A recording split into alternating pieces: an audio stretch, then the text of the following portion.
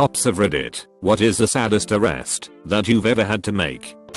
It wasn't an arrest, but I still get sad thinking about it. There was this local elderly gentleman, probably in his 90s, who was no longer able to drive properly. He was in several accidents, car v. sign/walls, and was one incident away from having his license taken. Well, one day we find his license plate embedded in a freshly dented car. Another officer and I went to his home to speak with him. From here on I'll refer to the driver as Oscar.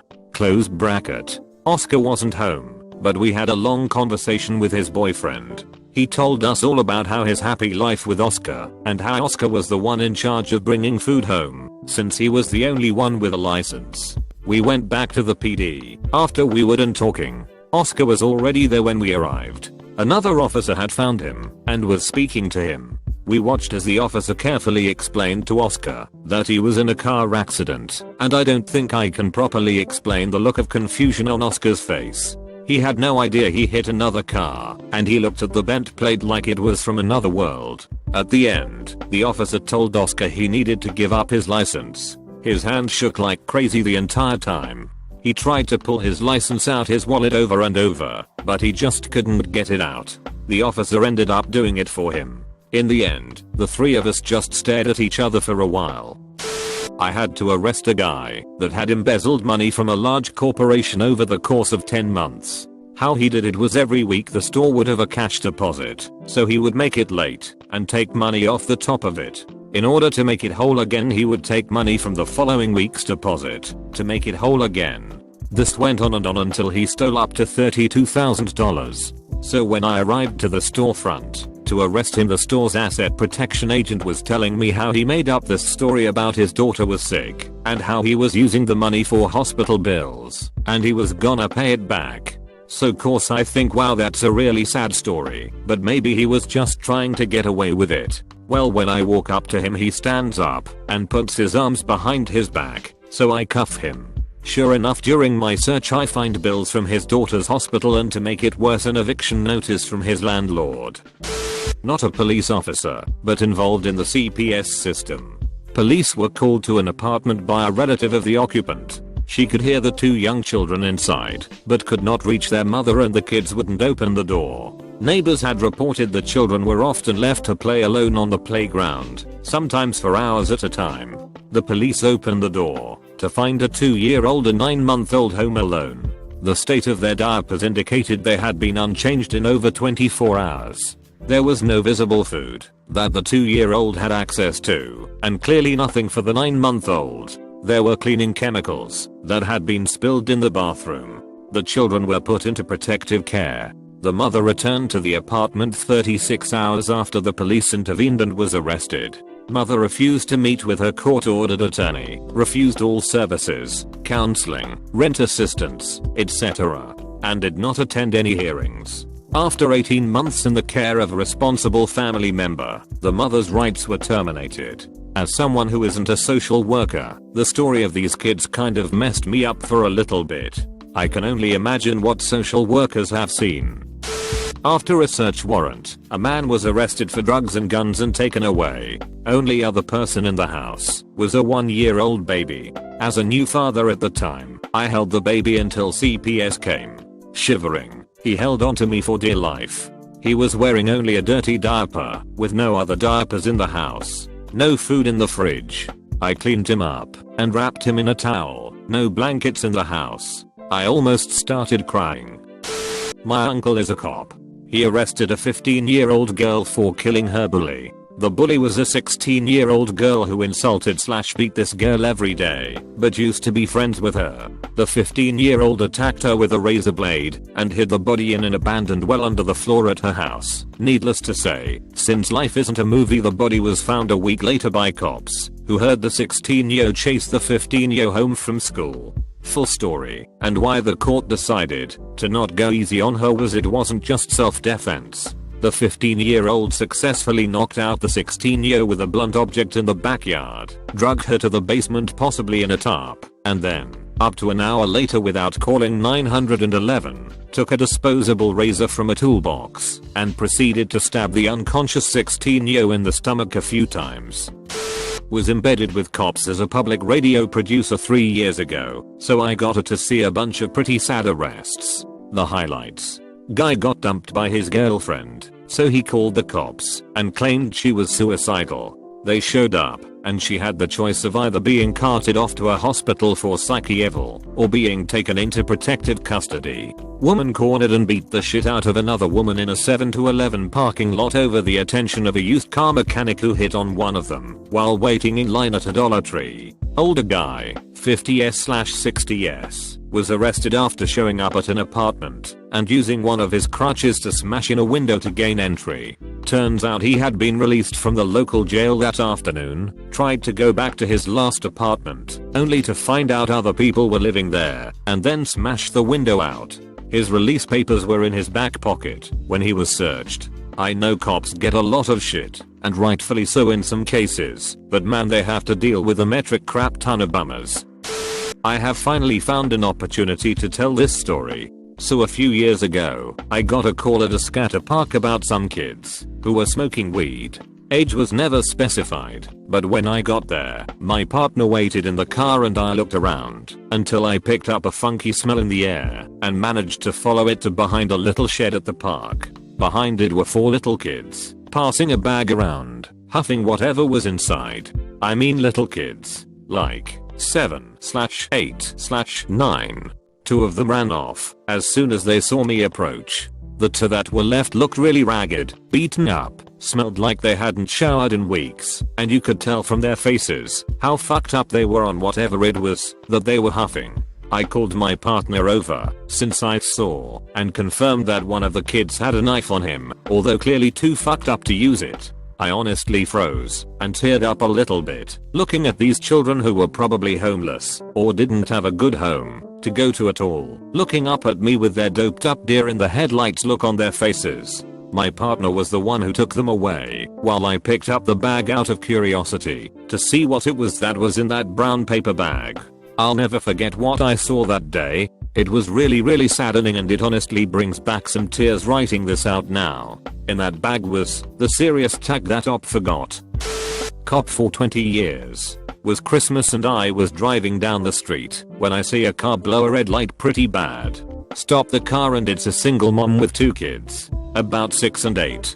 It's obvious they don't have a lot of money. Mom has a felony no bail warrant. So I take mom and book her into jail, and her kids got to go with CPS. On Christmas morning. A Christmas hasn't gone by in 18 years there I don't think about that car stop and how that family, both mom and kids, is today. I worked in EMS and a cop told me this story. They get a call for someone being drunk and disorderly. He was naked and running around a hotel pool area, screaming. Since he was clearly not in his right mind, they got an ambulance to rule out whether this was drugs or psychosis, diabetes, etc. In the ambulance, the guy suddenly became more coherent and explained that the last thing he remembered was going to a restaurant to meet a man he'd connected with online. Then, he woke up in a strange hotel room, naked, and with injuries indicating sexual assault. The date had spiked his drink with a chemical that causes amnesia going back before you even ingest it, then raped him. When he woke up, his panic/horrified reactions got the police called. The cop said it was a valuable lesson in the fine line between suspect and victim. Not a cop but a witness. Used to work at a movie rental shop. Some guy walks and goes around to each section acting casual. I see him pocket a movie and tell the owner. The owner tackles the guy as he is running out the door. If anyone doesn't understand them, a rental copy is licensed differently and cost $300, or at least it did back then, which made this guy's theft a felony. If he had stolen the for sale copy would have been a lower crime, since it's only valued at $20. Was this idiot's 3rd felony, which made it 20 to 25 years. Imagine being this guy in prison. So what you in for? Quintessential note, I'm not a cop, but that said, I work alongside our city's police department in response to medical emergencies, and one arrest I saw has always stuck with me as a little bizarre and a little sad. We were dispatched to an injury from a fall and arrived at an outlying strip mall Taco Bell parking lot to treat a really chipper and loud 20-something woman who was supine, stargazing almost, chatting with the police. She was a known entity, one of the young local heroin addicts with a record of quite a few encounters, though this was my first time meeting her. As the story goes, somehow she was evading the police and tumbled down a steep embankment, waded across a derelict dried canal, and realized in the adjoining parking lot that she was injured. It was an easy transport, noteworthy to me because of how chatty and chipper she remained through the encounter. She joked with the police officer about nearly getting away, and they compared it to prior pursuits they'd had together. Had to arrest a guy because his ex-wife reported him for domestic abuse falsely over divorce/money disagreement. So she rolled up in a new car to point his location to us, and this guy was already paying half of his salary in child support and living in a dump. So eventually they started arguing, and she was, "I don't care if it is not true, I'm gonna drag you to court until you pay for everything." And the worst was, he had a dog that he had to leave in the apartment, and he didn't have anybody to call. Ended up driving to his relative after the shift to give them the apartment keys. Not a cop, but used to work at a halfway house. This one felon was particularly nice, just was glad to be out of jail and get out into the world again. He wasn't allowed any vacations or visits for 6 months, but got granted a vacation for Christmas who he wasn't able to see in over a year. He was anticipating this, so was working his butt off to try and afford presents for his little girl, as most of his paycheck was going to the state. On Christmas Eve we were doing checks on him, making sure he was at his house, and his little girl, 627, answered the phone. We asked if Bob was around, and she said no, he was at the casino. We had to call his PO and my boss, and they told us to go get him. He called back within 5 minutes and said he was at the house the whole time. When we went to grab him, he said that his brother, named Rob, was the one at the casino, and it was misunderstanding. His brother Rob was there as well, and showed me his receipts that it was in fact him. I tried to call my boss, but it was already too late. Bob clutched his daughter and started crying and said, "Sorry, I can't be around for Christmas Day to see all your presents, but Santa is coming. He told me so." Yeah, I cried later that night. Not the one doing the arresting, just a witness to the slow motion disaster. At the VA hospital, a vet drove himself in with crushing chest pain. Of course he didn't call 911. They never want to ask for help. Once he got to the ER, it was clear, based on his EKG, he was having a massive heart attack. So he gets whisked away by the cardiologists to have some stents put in his coronaries. At some point during the commotion, he realizes his legally owned, fully licensed concealed weapon is in his jacket. Needless to say, as he was dying of his heart attack, it wasn't at the top of his to-do list to empty his pockets before leaving the house. He alerted the nurse immediately and asked her to have an officer come and secure it. A few hours after he made it back to his room to recover, one of the junior officers shows up with a summons and a ticket for $2,500. He apologized to the old guy and said he hadn't wanted to do it. The supervisor made him, but didn't have the guts to do it himself. The patient was in tears. He'd been saving what little he could to help his daughter move closer so he could help take care of the new grandbaby. Patients immediately post heart attack generally don't benefit from this kind of added stress.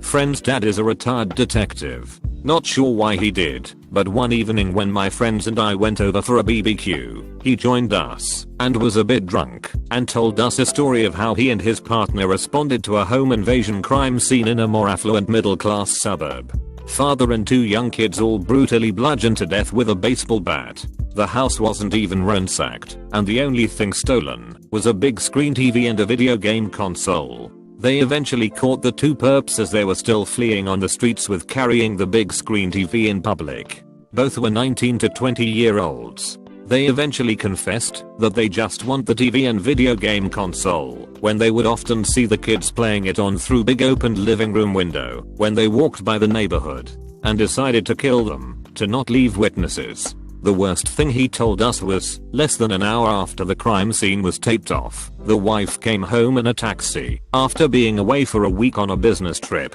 to find crime scene tape, police cars and coroner vehicles surrounding her house. Another worst part was, that was supposedly his last month on the job before retiring. I work at a juvenile detention facility. Basically my place is like the county jail for 18 and under, sometimes up to 21. It's a shame when kids come in and have been beat up by their parents or others. Even worse when they come in with no shoes or no shirt. Really sad when it's both, which is more frequent than I care to say. I'm sure it's pretty sad when a police officer has to go arrest a kid who has surely been beaten and neglected. Like the kid has no chance, was never taught anything right. Makes me really sad and really pissed. I once had to arrest a young woman for assaulting her boyfriend. They had been drinking in a pub all day because she had terminal bowel cancer and lashed out at him for trying to help her cope. She refused his support and later tried to throw her colostomy bag at me. That was interesting. I've been working with law enforcement off and on for over a decade, but was never a licensed peace officer. A police chief in a suburban town got a call from one of his rookies who had responded to a call about a full-term fetus being found by the family dog in a burlap sack in the backyard. The teenagers of the house, who were brother and sister, had a child together, concealed the pregnancy, and immediately buried it after it was born, hiding all of this from the parents. When the dog found the buried fetus, the parents called the police.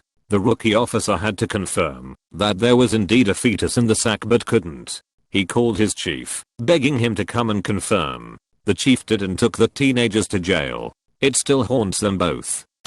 My parents used to rent a house to a weird couple. They had something like 4 kids in a relatively small house. It was that kind of couple that when they had lice, they shaved everyone bald. Actually happened. Child Protective Services came to their door, and since the house was pretty much next to us I heard/saw how that went. It's a couple of people from Child Protective Services, and about 2/3 cops who take away the children, mother screaming like she's dying inside.